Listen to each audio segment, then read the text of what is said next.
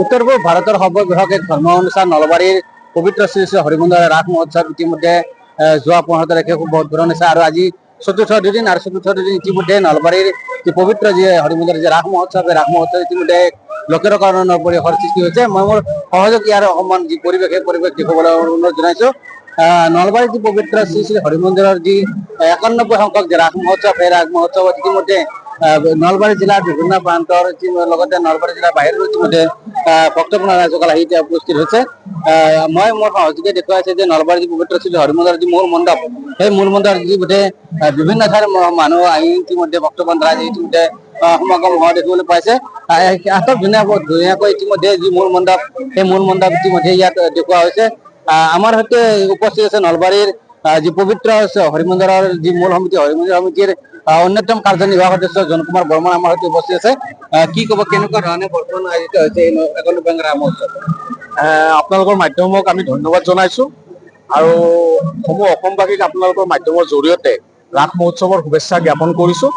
আৰু আপোনালোকে জানে যে যোৱা 15 তাৰিখৰ পৰা যি আমাৰ ৰাস মহোৎসৱ 91 সংখ্যক ৰাস মহোৎসৱ আৰম্ভ হৈছে। এই 91 সংখ্যক ৰাস মহোৎসৱৰ আজি 4 নম্বৰ দিন আৰু এই 4 নম্বৰ দিনতো আমাৰ ভক্তপ্ৰাণ ৰাইজৰ বিপুল সমাগম হৈছে ইয়াতে আৰু সমূহ ধৰ্মপ্ৰাণ ৰাইজে এইবেলি ৰাস মহোৎসৱত অংশগ্ৰহণ কৰি আটাইয়ে ভাল পাইছে। এইবাৰ ৰাইজে আমাক কৈছে কি মানে এইবাৰ স্বচ্ছতাও হৰিমন্দিৰ সমিতিয়ে বিশেষভাৱে নজৰ ৰাখিছিল আৰু স্বচ্ছতাৰ প্ৰতি নজৰ ৰাখি হৰিমন্দিৰ সমিতিয়ে বিশেষভাৱে পদক্ষেপ কিছুমান গ্ৰহণ কৰিছিল আৰু তাৰ প্ৰতি লক্ষ্য ৰখাৰ পিছত হৰিমন্দিৰ সমিতিয়ে সফল হৈছে। আৰু আপোনালোককো ধন্যবাদ জনাইছো, আপোনালোকে এনেধৰণে যে প্ৰচাৰ কৰি আছে ৰাস মহোৎসৱখনক, কাৰণ এই ৰাসখন কেৱল নলবাৰী জিলাৰে নহয়, এইখন নামনি অসমৰ এখন ঐতিহাসিক ৰাস। যোৱা 90টা বছৰৰ লগতে এইবেলিও আমি ৰাইজৰ বিপুল সমাদৰ লাভ কৰিছো। আৰু আপোনালোকে আটাই জানে যে ৰাস মহোৎসৱৰ লগত সংগতি ৰাখি যোৱাকালি আমাৰ দিহানাম প্ৰতিযোগিতা হৈছিলে। দিহানামতো বিপুল সমাদৰ লাভ কৰিছিলে ৰাইজৰ। আজি আমাৰ খন্তেক সময় আগতে নলবাৰী জিলা ভিত্তিত নাগাৰা নাম প্ৰতিযোগিতা এখন আৰম্ভ কৰা হৈছে আৰু তাত অসমৰ বিশিষ্ট নাগাৰা নাম শিল্পী ৰামচৰণ ভৰালী ডাঙৰীয়াই নাগাৰা নাম উদ্বোধন কৰিছে। আৰু ইতিমধ্যে নাগাৰা নাম আমাৰ যি মঞ্চ আছে, মঞ্চত নাগাৰা নাম পৰিৱেশন হৈ আছে। আৰু আপোনালোকক জনাবলৈ পাই সুখী হৈছো যে অহা 21 তাৰিখৰ পৰা আমাৰ যি অসমৰ ভ্ৰাম্যমাণ নাট্য জগতৰ 10খন আগশাৰীৰ নাট্য দল আমাৰ নলবাৰীত আহি উপস্থিত হ'ব। এক অঘোষিত মহাযুদ্ধ হ'ব নাটকৰ। অহা 21 তাৰিখে আমাৰ 2খন নাটকে আমাৰ নলবাৰীত 2খন ভ্ৰাম্যমাণ থিয়েটাৰে আমাৰ নলবাৰীত অংশগ্ৰহণ কৰিব, কলাগুৰু থিয়েটাৰ আৰু বৰদৈচিলা থিয়েটাৰ। আৰু তাৰ পিছদিনাৰ পৰা আমাৰ বিভিন্ন নাটকে অংশগ্ৰহণ কৰিব, 10খন আগশাৰীৰ নাটকে আমাৰ ইয়াত অংশগ্ৰহণ কৰিব ভ্ৰাম্যমাণ থিয়েটাৰে। আৰু এইবেলি আমি এটা নলবাৰী হৰিমন্দিৰ কাৰ্যনিৰ্বাহক সমিতিৰ সহযোগত জয়ন্ত মল্ল বৰুৱা ডাঙৰীয়া আমাৰ হৰিমন্দিৰ সমিতিৰ সন্মানীয় সভাপতি, অসম চৰকাৰৰ কেবিনেট মন্ত্ৰী, তেখেতৰ প্ৰচেষ্টাত এটি নতুন উদ্যোগ এটা আমি হাতত লৈছো যে আমাৰ অনলাইন টিকেট লোৱাৰ এটা ব্যৱস্থা কৰা হৈছে ৰাইজৰ সুবিধাৰ্থে। কাৰণ আপোনালোকে আটাই জানে যে ঘৰত বহি আপোনালোকে কেনেকে আপোনালোকৰ মনে বিচৰা চিটটো যাতে গ্ৰহণ কৰিব পাৰে, ল'ব পাৰে, তাৰ প্ৰতি লক্ষ্য ৰাখি এইবেলি আমি অনলাইন টিকেটৰ মাধ্যমৰ আমি প্ৰচেষ্টা চলাইছো। আৰু আমি ইতিমধ্যে আপোনালোকক জনাবলৈ পাই সুখী হৈছো যে আমি সেই প্ৰচেষ্টাত আমি সফলো হৈছো, কাৰণ আমাৰ টিকেটসমূহ সুন্দৰভাৱে বিক্ৰী হৈছে। অনলাইন মাধ্যমত আমি চাই থাকিব পাৰিছো টিকেটসমূহ বিক্ৰী হৈ আছে। আৰু অসমবাসী ৰাইজক আপোনালোকৰ মাধ্যমৰ জৰিয়তে আমি অনুৰোধ জনাইছো যে আমাৰ যি প্ৰচেষ্টা আছে হৰিমন্দিৰৰ যে স্বচ্ছ ভাৰত মিছনৰ লগত সংগতি ৰাখি হৰিমন্দিৰৰ যি আমি স্বচ্ছতাৰ লগত সংগতি ৰাখি ৰাস মহোৎসৱখন পালন কৰিছো।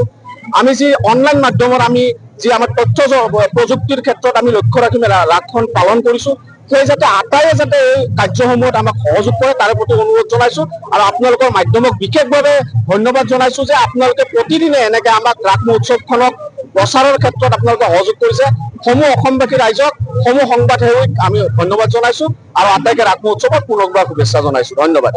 আমাৰ ঘৰত ধন্যবাদ জনাইছো নলবাৰীৰ হৰিমন্দিৰ সমিতিৰ অন্যতম কাৰ্যনিৰ্বাহক সদস্য জন কুমাৰ বৰ্মন ডাঙৰীয়াক।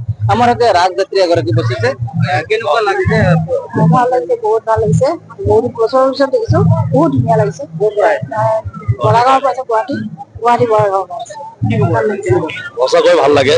আমি ইয়াতে চাকৰি সূত্ৰে 3 বছৰ আছিলো, তেতিয়া ৰাস চাব আহিছো, আজি ৰাস চাব আহিছো। আজি তেতিয়া বিৰাট পাৰ্থক্য। 89 চনৰ পৰা আছিলো ইয়াতে আৰু আজি ইয়াত মই ৰাস চাব ভাল পাইছো। আৰু কথা হৈছে যে ৰাস উৎসৱৰ জৰিয়তে এটা ভাতৃত্বমূলক এটা সমভাৱমূলক এটা প্ৰেমমূলক আৰু কৃষ্ণ প্ৰেমে সকলো উদ্বুদ্ধ হৈ পৰে, এইটো ডাঙৰ কথা। এই কৃষ্ণ প্ৰেমে উদ্বুদ্ধ পোৱাৰ লগে লগে আমাৰ সংস্কৃতিৰ মহামূল্য নহয়, কাৰণ দহখনকৈ থিয়েটাৰ পাৰ্টি ইয়াত তেওঁলোকৰ নাট্য পৰিৱেশন কৰিব। তাত কি হয়, আমাৰ সমস্ত নলবাৰী জিলাৰ মানুহ ঘূৰি পৰে। আমি নলবৰীয়া মানুহ, কিন্তু আমি গুৱাহাটীৰ পৰা ডাবলে মিলিছো ইয়ালৈকে ৰাস চাবলৈকে। আমাৰ এটা মানে জাতীয় উৎসৱলৈকে হৈ যায়। ঠিক কথাই কৈছে কি নলবাৰীৰ ৰাস অসমৰ গুৱাহাটীৰ প্ৰান্তৰে প্ৰান্তৰে বিখ্যাত, আৰু আমাৰ এই নলবাৰীৰ ৰাসক আৰু তেনেকে আৰু আগবাঢ়ি যাওক, আৰু সকলোবিলাক ভাৱেৰে ভাতৃত্ববোধে সকলো বান্ধ খাই পৰক, সেইটোৱে আপোনালোকৰ চেনেললৈ সকলোকে জনাইছো, শুভেচ্ছা জনাইছো। হয়, ধন্যবাদ জনাইছো ৰাজনীতিসকলক। আৰু মোৰ যদি আমি এই যে নলবাৰীৰ যি পবিত্ৰ যে ৰাস মহোৎসৱ, সেই ৰাস মহোৎসৱ ইতিমধ্যে নলবাৰীৰ সমষ্টিৰ বিধায়ক তথা অসম চৰকাৰৰ কেবিনেট মন্ত্ৰী জয়ন্ত মল্ল বৰুৱাৰ সভাপতিত্বত ইতিমধ্যে সুন্দৰভাৱে ৰাস ইতিমধ্যে চলি আছে। মই যদি যদি মোৰ যি নলবাৰীৰ যি পবিত্ৰ যি হৰি মন্দিৰ, সেই মন্দিৰৰ অকমান যি পৰিৱেশ, সেই পৰিৱেশটো মই অকমান দীঘলকৈ জনাইছো। যে সুন্দৰ এক আটক ধুনীয়া পৰিৱেশত নলবাৰীৰ যি পবিত্ৰ শ্ৰী শ্ৰী হৰি মন্দিৰ, যি হৰি মন্দিৰৰ একটা আটক ধুনীয়া পৰিৱেশত ইতিমধ্যে হৰি মন্দিৰ সজাই তোলা হৈছে। আৰু এই যি পবিত্ৰ যি ৰাস মহোৎসৱ, সেই ৰাস মহোৎসৱ ইতিমধ্যে অহা 28 নৱেম্বৰলৈ ইতিমধ্যে চলি থাকিব। আৰু এই যি ইয়াত ভক্তপ্ৰাণ যি ৰাইজসকল উপস্থিত আছে, ভক্তপ্ৰাণ যি উপস্থিত আছে, এই সমূহ ভক্তপ্ৰাণ ৰাইজলৈ আমিও এনি ভাৰতৰ তৰফৰ পৰা আন্তৰিক শুভেচ্ছা জনাইছো। ধন্যবাদ। জুবিন গাৰ্গৰ গীতসমূহৰ ওপৰত আধাৰিত গানে কি আনে নামৰ এটা সুন্দৰ অনুষ্ঠান আপোনালোকৰ ওচৰলৈ আহি আছে অতি শীঘ্ৰে। অহা 15 আগষ্টৰ পৰা ধেমাজিৰ পৰা প্ৰথম অডিশ্যন আৰম্ভ হ'ব, আৰু সেই অডিশ্যনৰ যোগেদি বিভিন্ন কণ্ঠশিল্পীসকলে যিসকলে এই অনুষ্ঠানত যোগদান কৰিব বিচাৰে, তেওঁলোকে এই অডিশ্যনৰ যোগেদি আগবাঢ়ি আহক। আৰু জুবিন গাৰ্গৰ বহুত ভাল লগা গান আমি সদায় শুনি আহোঁ, আৰু আপোনালোকৰ যদি ভাল লগা গান থাকে, জুবিন গাৰ্গৰ আপোনালোকে গাই ভাল পায়, তেন্তে অডিশ্যনত যোগদান কৰক। মোৰ ফালৰ পৰা আন্তৰিক শুভকামনা থাকিল এই সম্পূৰ্ণ অনুষ্ঠানটোলৈ। ধন্যবাদ।